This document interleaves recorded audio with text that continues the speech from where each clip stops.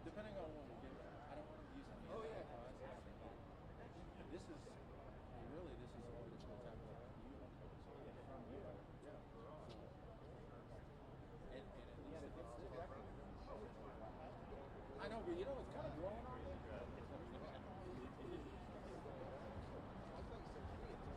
Hey, I agree with you.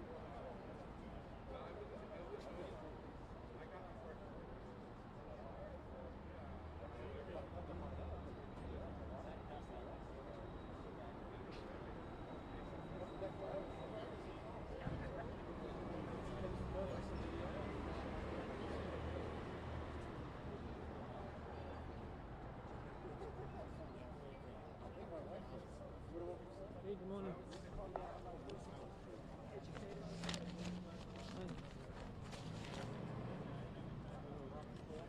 I don't know if she does or not. I think Terry's coordinating that. Yeah.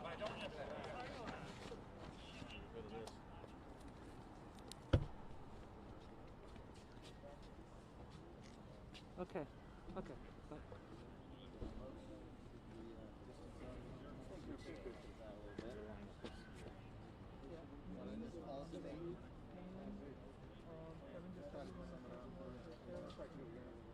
Yeah, I just, no, Bill.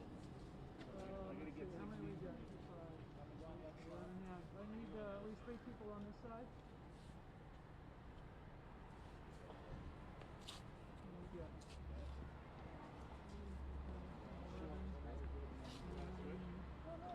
I need 2 more people over there.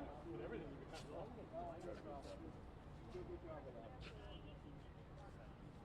oh, yeah, no, right.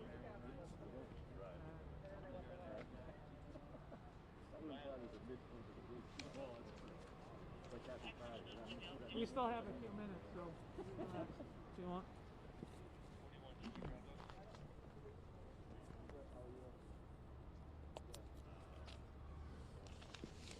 A couple more officers coming too. On the Riverwalk, I had the response for both persons who were interested in it.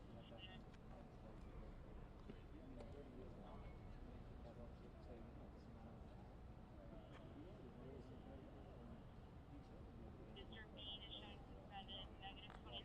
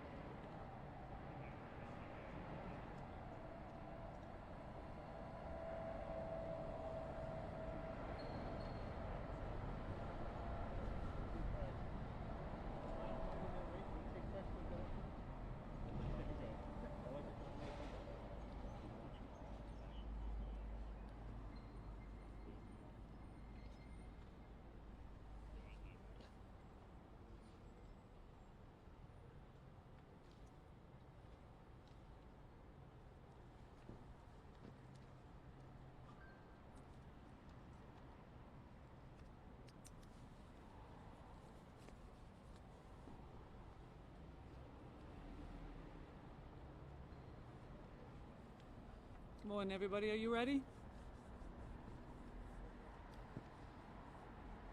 Good morning. My name is Janine Roberts. I'm the Chief of Police in Westbrook, Maine. I want to thank everybody for being here this morning to hear from your local Cumberland County and state representatives from your law enforcement and public servants. I want to recognize the people that were able to join us this morning from our area, and that we have representatives from the Commissioner of Public Safety, Executive Director of the Maine Chiefs of Police Association, Portland Police Department, South Portland Police Department, Cumberland County District Attorney's Office, Cumberland County Sheriff's Office, Maine State Police, Bridgeton Police Department, Yarmouth Police Department,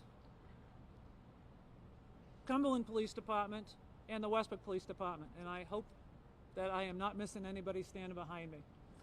I want to thank them and their staff, and we received messages from many other law enforcement leaders and frontline staff that wanted to be here this morning. Because of short notice coordination, are not able to be here. The order of speakers this morning, after my introduction, we're going to have Chief Gallant from Yarmouth PD, who is the district representative for Cumberland County for the Chiefs Association. We'll pause him for the traffic behind us. We'll read the letter from the Chiefs Association across the state. Sheriff Joyce from the Cumberland County Sheriff's Office will have a few words from the Maine Sheriff's Association. I will be speaking again, and then the Chief Clerk from Portland PD will wrap us up, and we'll be available, of course, for individual conversations and questions if you have any. At this time, I am going to step back and ask Chief Gallant to step forward.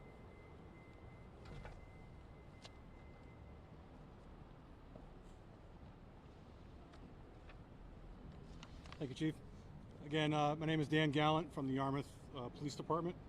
I want to read a letter to the state on behalf of the Maine criminal justice community, which includes the Maine Chiefs of Police Association, the Maine Sheriff's Association, the Maine Prosecutors Association, and the Maine Department of Public Safety. We stand united with Maine people in mourning the senseless and unjust death of George Floyd. Together, we condemn the actions of those law enforcement officers responsible for Mr. Floyd's death. We offer our deepest condolences to the family and friends of Mr. Floyd. We cannot ignore the video or his pleas for help. We must all learn from this and other tragic events so that they are never repeated. The pain and outrage across our country has led to violence, looting, and property damage. We too are outraged. There is no place for racism and police brutality in Maine or in our country. Maine law enforcement officers can and must do better. We cannot change what happened, but we can look inward and forward. We will all thoroughly review our policies and procedures, and we will continue to attract, hire, and retain only the best police candidates to serve our communities. We commit to remaining transparent and eliminating police culture that condone any social injustices. We will continue to enhance our training to include important topics such as implicit bias to ensure that we support a system that guarantees equal justice under the law to every Maine resident. As community leaders, we are all accountable for the actions of our police officers. We must continue to build trust and follow best practices. We recognize that change starts with us. We embrace and honor this responsibility. We work every day to protect and serve every person in our great state. We strive to ensure that our police officers and prosecutors treat every person with respect, dignity, and fairness, without regard to race, religious beliefs, or socioeconomic status. We can and will do this with your support, so that Maine never witnesses such a tragic and senseless death in any of our own communities. As Martin Luther King Jr. said, injustice anywhere is a threat to justice everywhere. Thank you.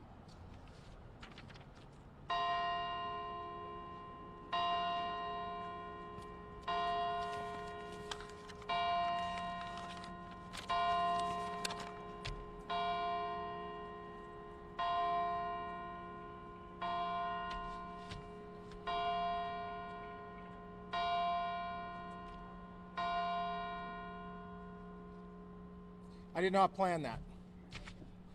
My name is Kevin Joyce. I'm Cumberland County Sheriff, also representing the Maine Sheriff's Association.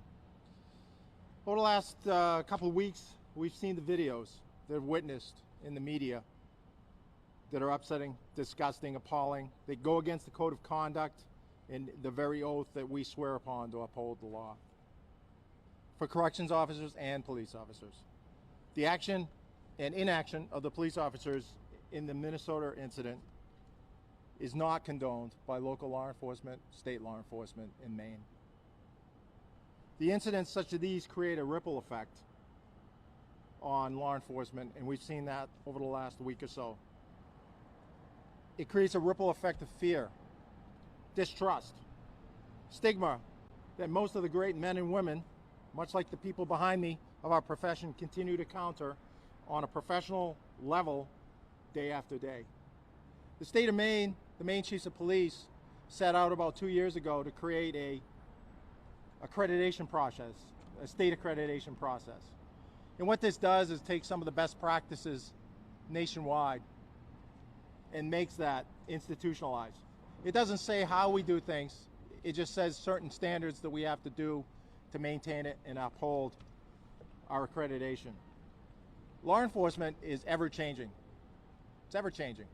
Continual improvement. And this is a time for continual improvement.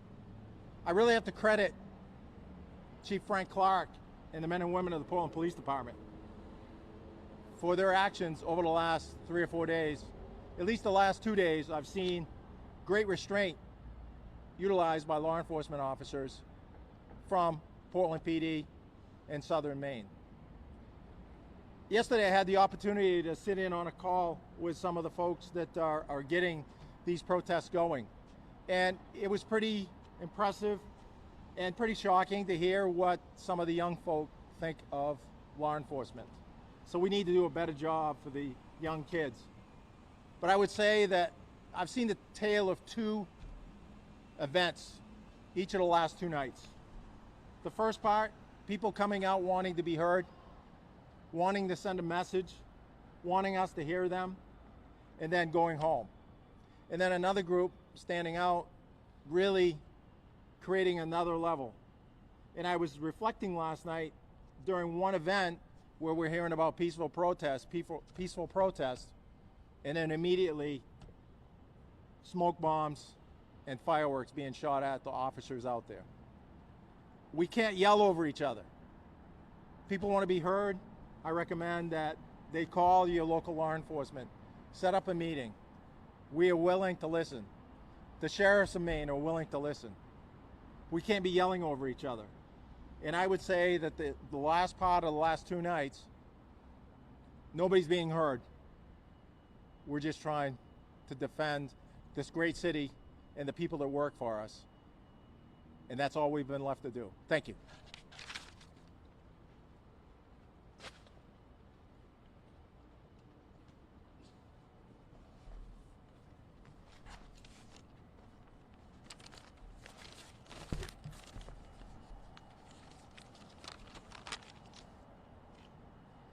For clarity, my comments are coming from me and my experience of serving the great citizens in the city of both Portland and Westbrook and all of our diverse communities. I too sat in on the meeting that Sheriff Joyce just referenced and learned some things. I continue to learn. We're all continue to learn. And I really, for me, the comments that I'm about to make, I trust I'm not going to embarrass my counterparts standing behind me and our communities. It comes from the heart. It comes from a position of being a public servant and wanting to serve everyone in our community, given the fact that we've got the human condition just like you do.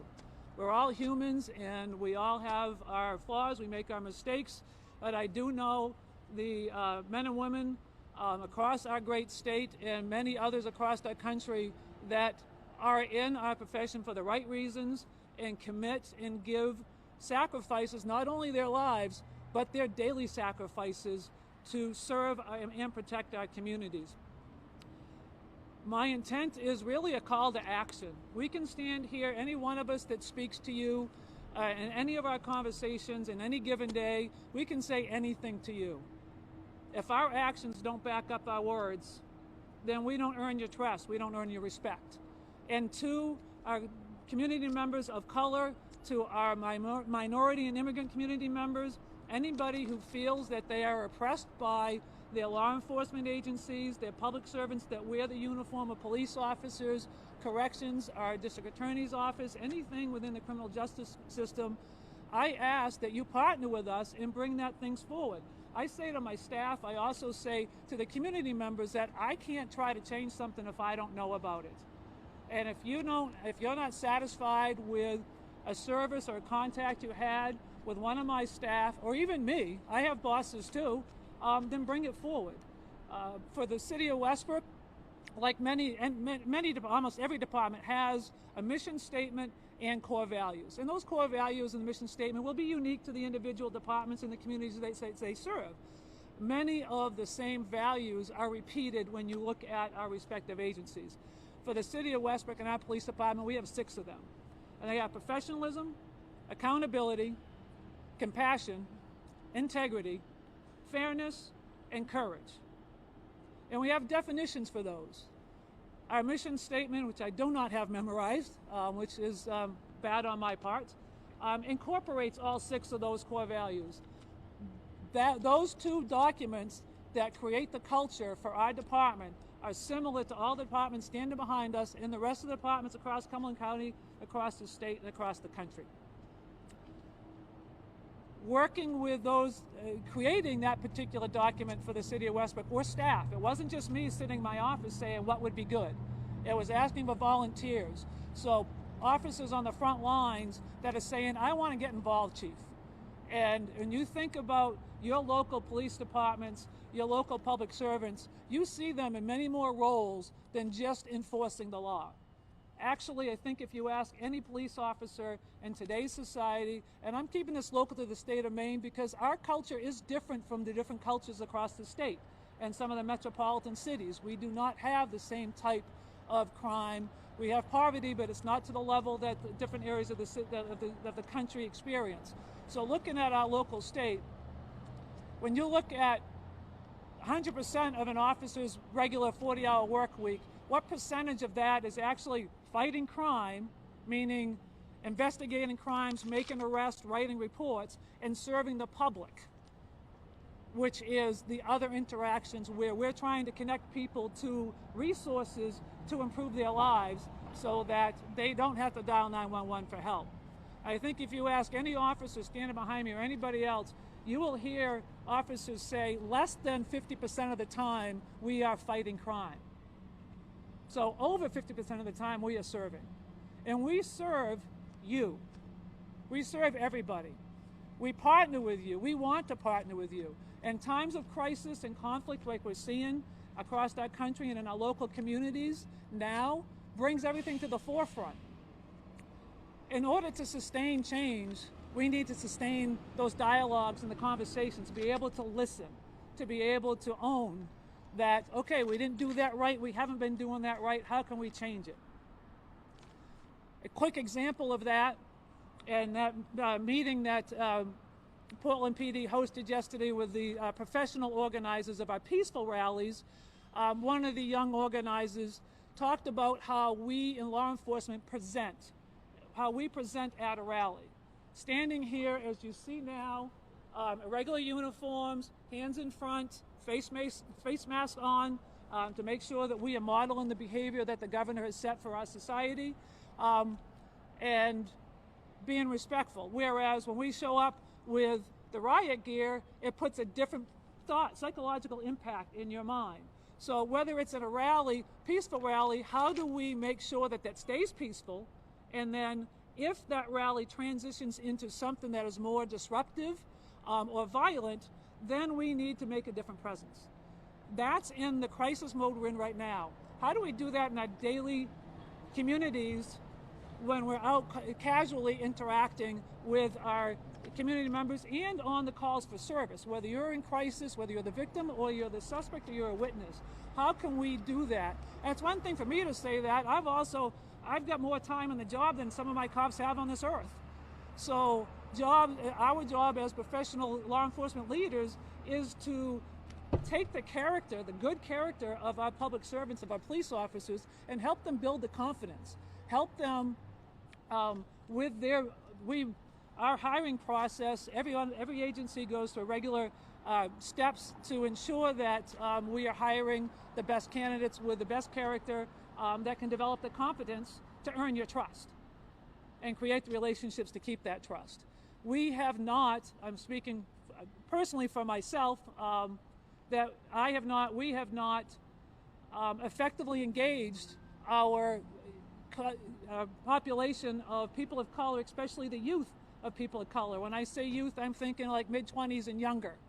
At the same time, it's not just the younger population that's impacted. I have friends of mine that are Portland natives that are African American, that are in their 50s, that still have the fear for their children, their adult children, for themselves. As much as this we're talking is a law enforcement and people of color minority connection, it's a system situation. It's a societal problem. We have never and we will never enforce our way out of societal problems. We need collaboration, we need communication, we need listening, we need compromise, we need courage from everybody, from those people in the community that are being impacted, from those people that are directly impacted, those people in the community that are impacted because their anxiety, their fear, their reality, their frustration is raised because of what they're seeing. Our young children, that it's their future. How do we work together to pull in the different pieces of our societal system and to do that, to sustain it?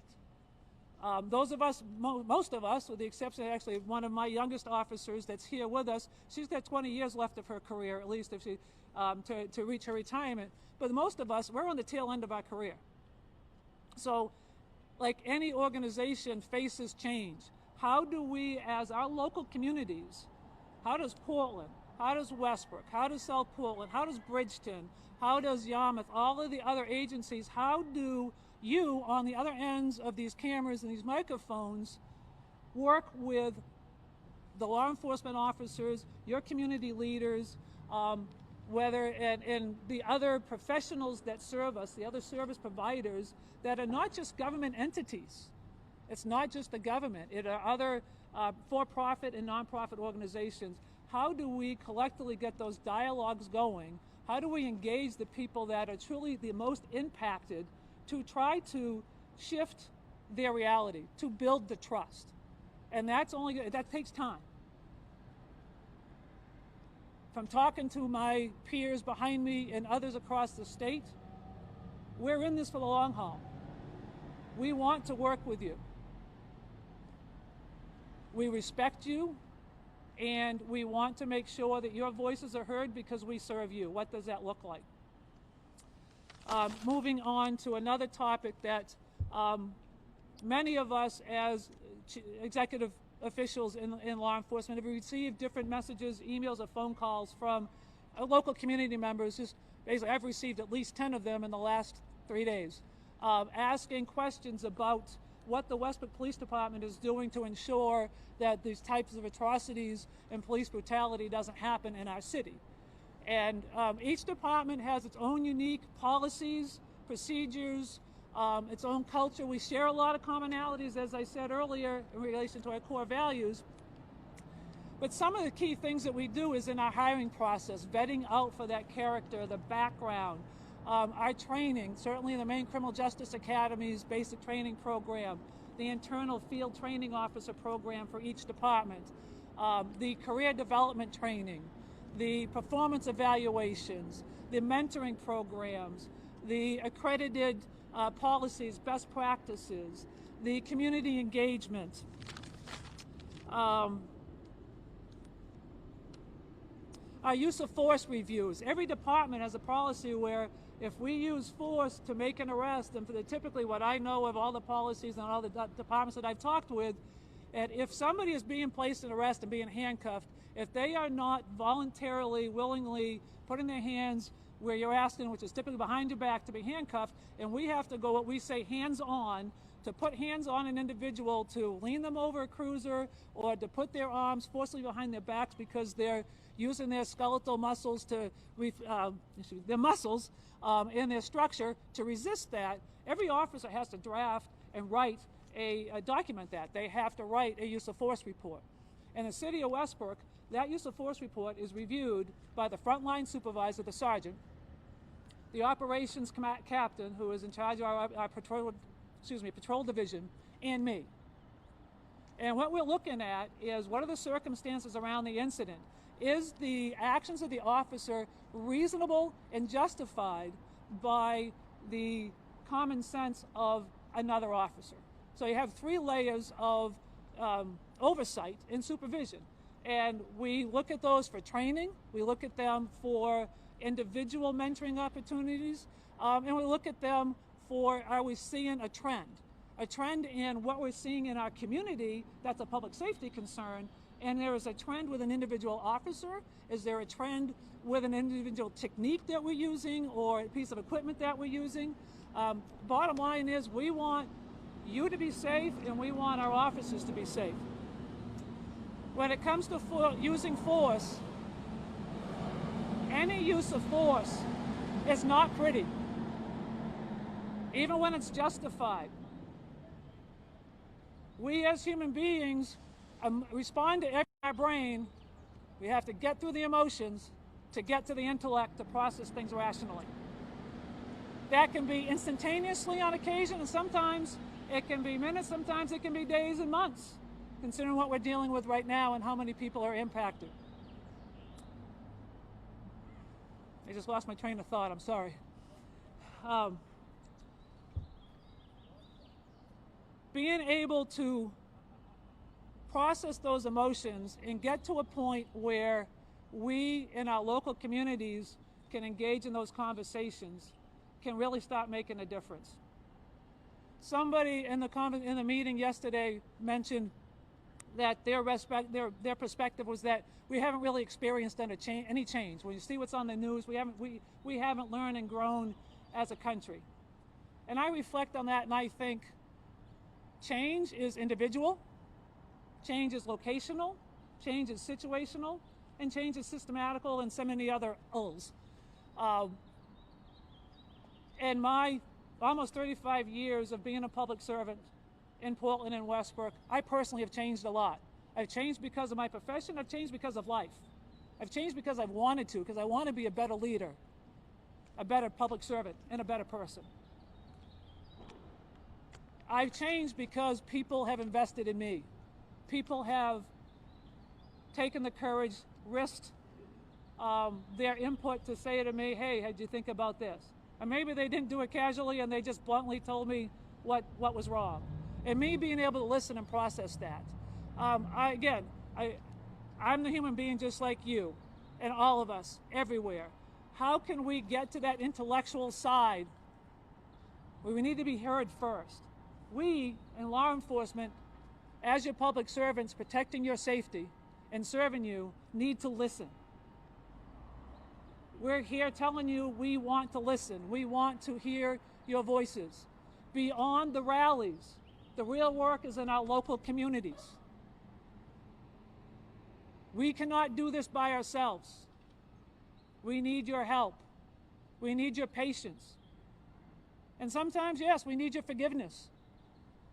Not because there was a character flaw and somebody intentionally committed an act that violated somebody's rights, but because we're human and we don't always make the right decision. And know that we want and we do police ourselves. There's one thing that I've learned, and many things I've learned in life, that the sharing of information.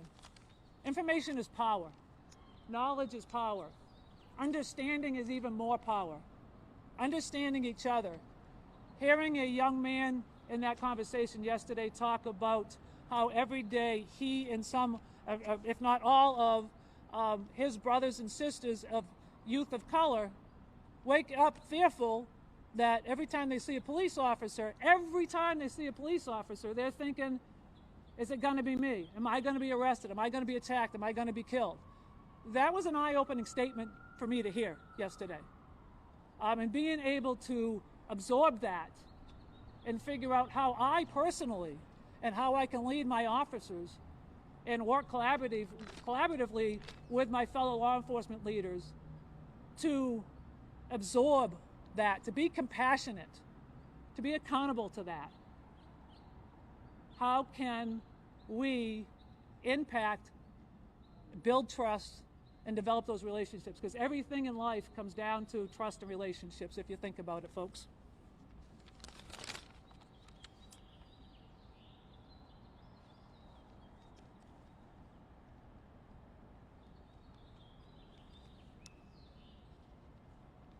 I also, last couple of comments, we have obviously media here this morning covering this particular press conference and media across the country.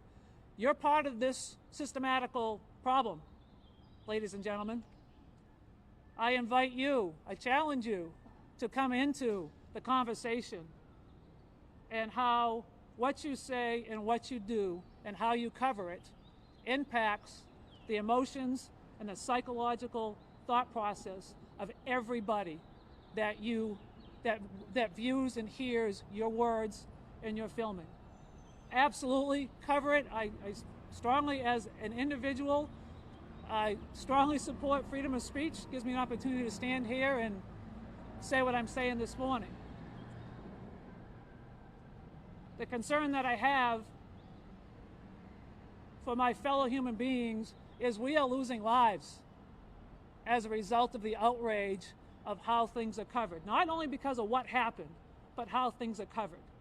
And then there are certain factions of our society, as much as the majority, we typically say the vocal minority overrules the silent majority. In today's world, I'm seeing it as the violent minority has overtaken the peaceful majority. And we, the peaceful majority, need to take back that control. But there are people in our society that don't want change.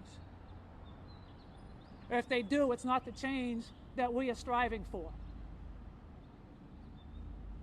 And to recognize that. And to recognize that as we walk away from this morning in our local communities, our officers are going to be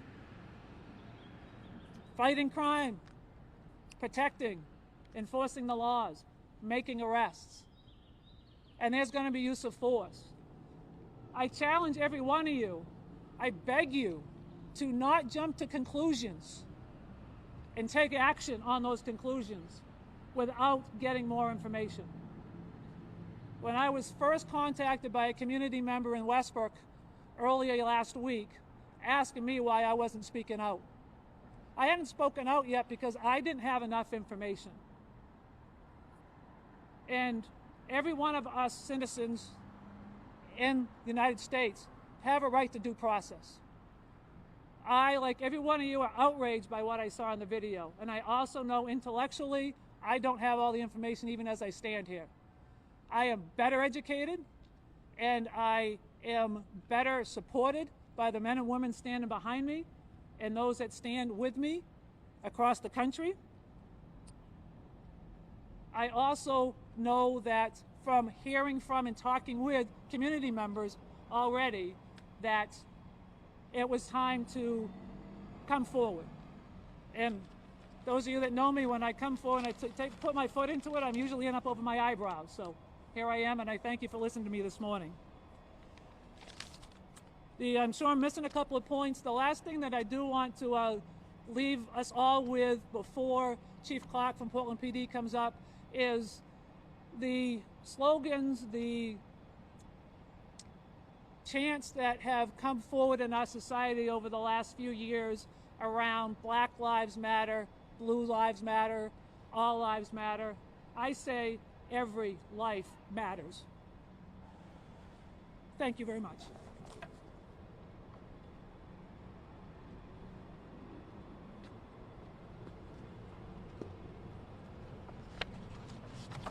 I might as well throw this because they've really taken all my thunder here this morning. I couldn't be, I've been in law enforcement here in the state of Maine. Actually, I'll back up. My name's Frank Clark. I'm the Portland Police Chief. I've been in law enforcement here in the state of Maine for over 30 years. Have been proud to be a member of Maine law enforcement for that time. I believe Maine law enforcement, quite frankly, is second to none in the United States of America. And I think the comments that we've heard here this morning, the men and women that are standing behind me, are representative of that from start to finish. So I want to thank them. I want to thank their agencies for their support this week. We clearly have walked into a stretch here. Not only are we still in the middle of a global pandemic, but we're seeing civil unrest across the country, and particularly here in the city of Portland, at a level that just simply has not been seen before. So knowing that I can rely on making a phone call and having somebody here to help us out and to give us the resources that we need at a moment's notice has been extremely comforting to me as the leader of the Portland Police Department, because that ensures both the protection of my officers as well as the protection of the community and the peaceful protesters. So I'll just echo, obviously we've all seen the video. I've said earlier this week that I was as shocked and appalled at the content of it when I watched it as everyone else has spoken to already. It does not reflect clearly, as Chief Roberts has already said, the values and professionalism that we expect of our profession and the professional men and women that are in it. And I knew, quite frankly, when I first saw it, that despite the geographical distance that Minneapolis is from the city of Portland, that those actions, those officers' actions and their inactions were going to reverberate here and across this country. And quite frankly, the concern at the time was that it would erode the trust that we have worked so hard to attain with our community members. We've heard the anger this week. We get the anger. We understand it. We understand the anger at us. One of the things that I've heard this week many times, including from the peaceful protesters that we've interacted with over the last several days, is that they're not directing this at the Portland Police Department, the Westbrook Police Department, the state police. They're directing this at more of a systemic level and want to have a systemic conversation. And I think that's important. As much as I get the anger, the other thing I need to say is we can't let the anger turn to violence. We can't let it turn to destruction, because that's when the message gets lost. That's when the power of the point that people are trying to make while expressing their First Amendment right gets lost. What we focused on this week as police agencies here in the state of Maine is providing a forum, a safe forum, for the men and women that want to come and assemble and peaceably protest to do so. And that's what we're going to continue to do. At the event yesterday, the protest yesterday that was held in front of the Portland Police Station, I heard several common themes. They talked about love, they talked about peace, they talked about democracy, trust, education, and respect. And those are things that we can all agree on are very important in our society. They're very important individually. And something that we need to have a dialogue about, something that we need to talk about. And I think dialogue is so important, because the more we talk, the more we communicate, the higher chance that there is that we're going to have a mutual understanding and a mutual respect. And I think that's where we need to be. That's what we need to get to. I think that's what we strive in our departments so hard to attain every day, from top to bottom, And I certainly commit that we intend to work with our community and continue to build bridges. The phone call that we had yesterday with some of the organizers of actually today's event went extremely well and extremely powerful, some of the comments that were made during it. There's an old saying that Sir Robert Peel said back in the 1820s, the people are the police and the police are the people. And that, I think, really highlights in those simple few words the critical relationship that we need to have between our community. We are you. We stand with you. And I think that's an important statement to make. So we are going to continue to look at best practices, as has already been discussed. We review our policies, and we'll continue to do so. We look at training. We hold ourselves accountable, whether it's with our code of ethics, whether it's with our guiding values. And we maintain a very high bar Chief Roberts spoke about the hiring process that includes a thorough background and includes polygraph examination, psychological examination. We are looking to try to evaluate and bring in the best possible candidates into each of our respective agencies. In the city of Portland, only 5 to 6% of our applicants make the bar, make the cut, and become a Portland police officer. And I think that's representative across the board because we do maintain those high standards. Our officers train routinely. In Portland, they attend about 34 weeks of training before they are put on the street. 18 of those are at the Maine Criminal Justice Academy. They're routinely evaluated and they're critiqued during that period of time, and many don't make it through that segment of the hiring process to become a full-time Portland police officer as well. We find it important to engage our officers in training when it comes to cultural sensitivity, when it comes to implicit bias. There was actually supposed to be a block of implicit bias training that departments from across the state were attending just yesterday, and it had to be unfortunately postponed or canceled because of the current COVID situation. So it's something that we take seriously, and it's something that we'll continue to take seriously. Chief already talked about documentation of reports. We try to be proactive in looking at reports prospectively through our performance management reviews.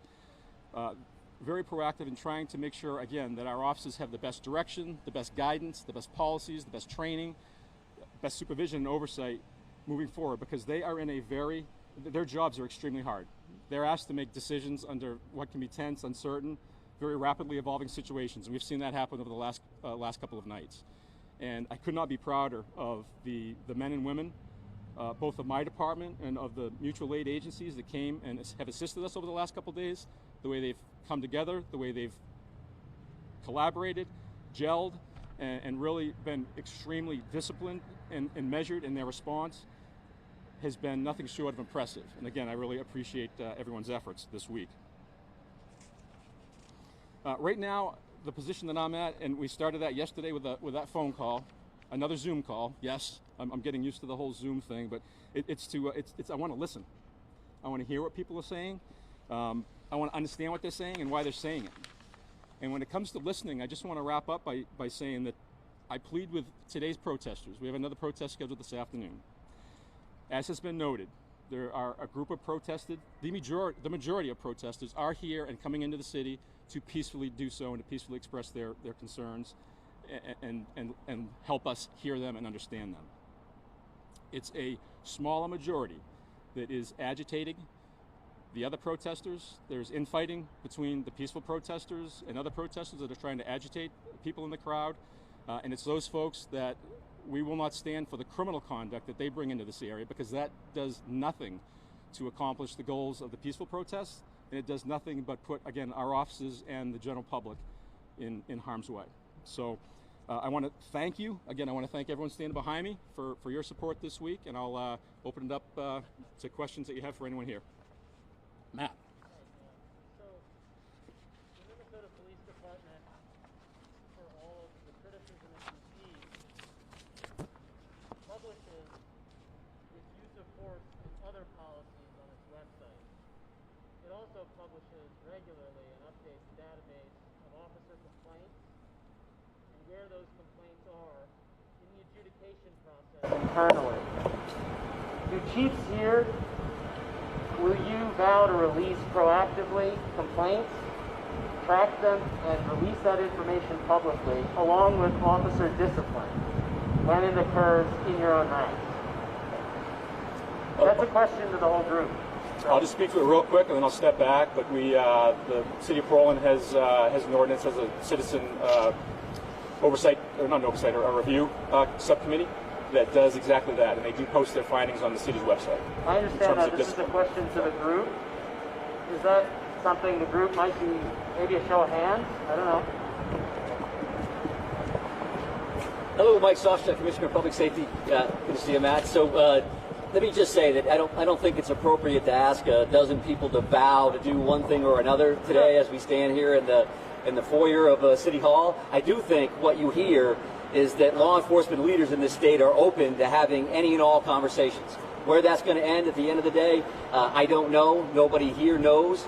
I have heard of that in other communities. Some of that's contractual, some of that's by state laws. I can't speak for Minneapolis and what they have for state laws or policies and procedures. But what I do know is that there's a lot of folks here that want to be part of the solution rather than part of the problem, and people are willing to have those conversations. So I don't expect you're going to hear a vow from law enforcement today from anything. So, as Commissioner, will you release records of the state police? And will you release records of state police issues of discipline and internal conduct addressed by the Office of Professional Standards? I think, Matt, that's been asked and answered, right? So the Maine State Police is one bureau of 9 under the Department of Public Safety. I think all of us, again, are looking at all these policies and procedures, and we'll see what happens as this conversation continues. So I appreciate the attempt, but you're not going to have a solid answer, yes or no, on that this morning. Chief Clark, do you mind if I... Have you seen any protesters come from out of state? Yes.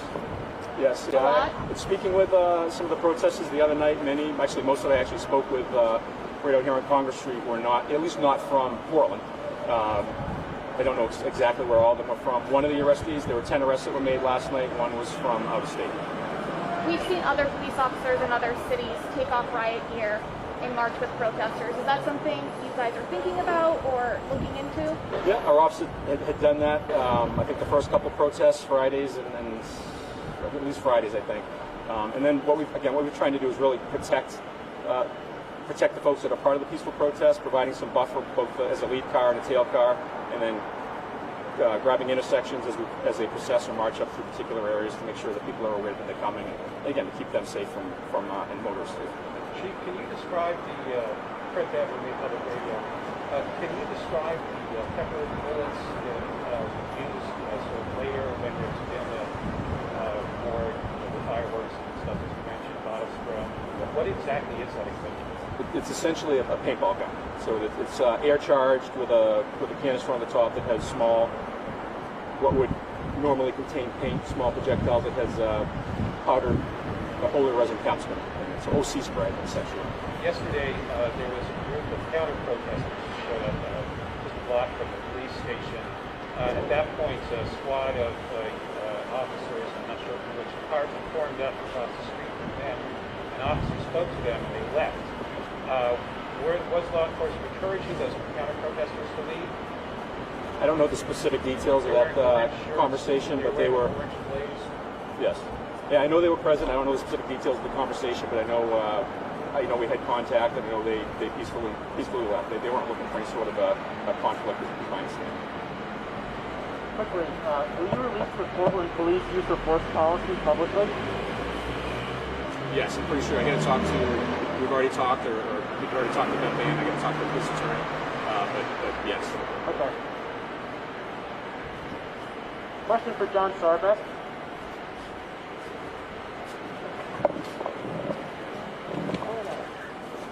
Jonathan Sarvick, the district attorney. You believe there are issues of systemic racism present in the justice system in Maine? I think there's unfortunately racism everywhere, and Maine is not going to be exempt from that. I think it's very important to say Black Lives Matter. And I think it's important, just like I've heard today, that we need to continue to have a dialogue within our community to talk about systemic changes that I think are going to be necessary, to hear different voices. And this is going to be a dialogue that needs to continue beyond what we're talking about today. It's going to be a dialogue that's going to need to have stakeholders, both law enforcement, citizens advocates, young people, people who are older, people with experience, and everyone's going to have to really come together to address the big issues that we're discussing now. Does your office track racial data? Our office does not track racial data. It's something that we've been looking into since I became DA. It's something that identifiers are necessary for the court system, and that is because when you have an issue with somebody who's been accused of a crime, that there's a complaint or an indictment, if that person doesn't show up to court, then information about that person that's connected to a warrant needs to be put out there, and identifying information needs to be part of that in order to get that correct person. Because as we know, there are people that share the same names. We want to make sure that we have that right information. How far away are you from being able to accurately track racial data for the people who are prosecuted in Cumberland County? I can't answer that for you, Matt, but I will look into it and get back to you. Anybody else have any questions? Commissioner Sostek, actually. Commissioner, as I recall, and please refresh my memory, the allegations about the Fusion Center using investigating and providing information about protesters in another context, CMP projects, and providing that information to CMP. Did you deny that had happened? Did we deny the allegation? Yes. We made a public comment in support of the MIAC's mission and the individual officers that were in question there. Unfortunately, I won't be able to answer any detailed questions because there is an actual lawsuit in play for that, which essentially ties my hands. Once attorneys get involved in this, then we have very limited information that we can put out after that. In this situation, there's some talk about outside agitators, although I don't know, and people whose motives are different from the ones that you all are supporting here. Is that Fusion Center a unit that you would consider using in trying to understand what's going on in this situation? I think that law enforcement agencies around the state monitor public-facing social media accounts to keep track of events in their communities. The MIAC is no different, but I won't be able to answer any more detailed questions about that. Commissioner, I have a question for you. Does state police track racial data of the people they stop, cite, and arrest? It's a multifaceted answer because there are certain aspects of the system that naturally do, like traffic stops as an example. You have a citation. There is a box there that's not always filled in, truth be told, that would have the race of an individual. There are oftentimes blocks in individual reports that have that information in there as well. But I wouldn't call that empirical evidence or information at the end of the day. Do you find that problematic, that race is not an aspect of the population that's subject to policing that's collected? I think that when you have enforcement action, I think data is power. It's important to know the citizens that we're working with. So ideally, we would have a lot of that information. We don't have that now. Will there be any effort to make that a priority? Those are ongoing conversations that have been happening for some time.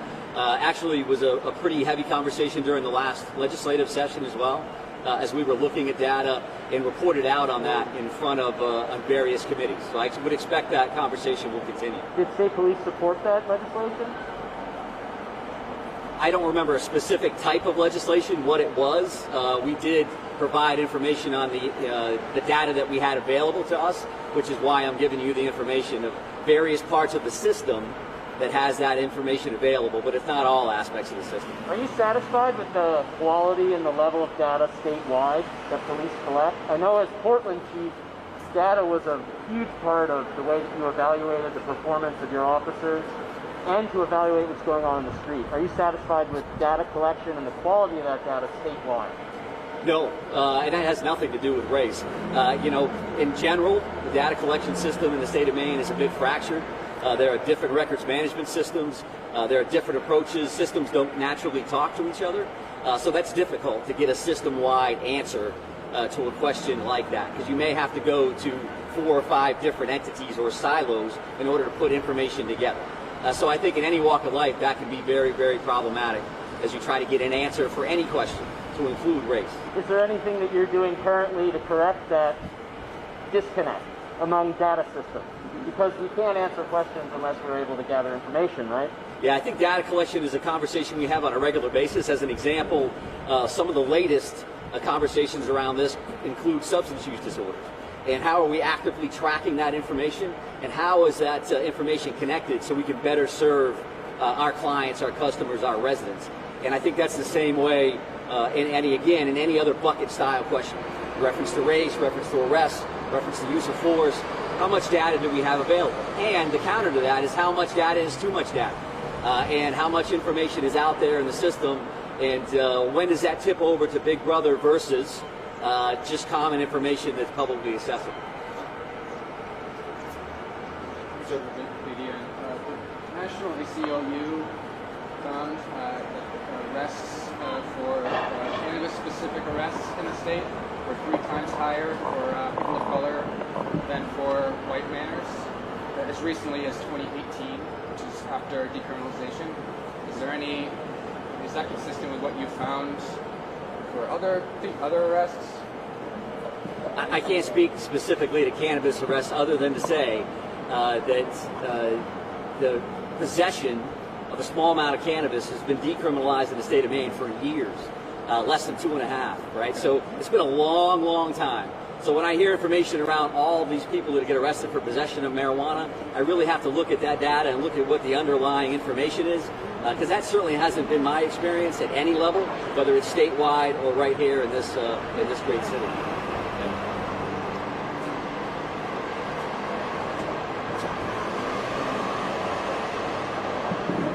Chief, can I ask you a question? Absolutely, you just did. How's your budget? And this sort of goes to all of you. There's a lot of mutual aid going on here.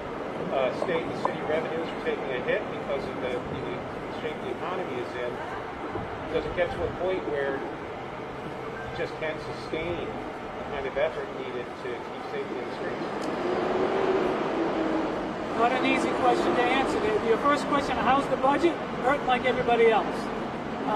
We are going to continue as long as the officers are physically capable and psychologically capable to be there on the line, protecting our communities and our day-to-day duties, and then supporting and protecting the peaceful protesters, holding those accountable that are looking to be the criminal element will continue to be there. So are people working overtime? Are they volunteering? It's overtime. I want to thank everybody this morning, our local media, and everybody else that's here in the audience, whether you plan to be here or happen to see the event and stop by. Thank you. I truly call you to action to help us as law enforcement leaders, your public servants, and our frontline staff, our professional support staff, being our dispatchers and our administrative support, help us create change. Thank you very much, and be safe. Be healthy.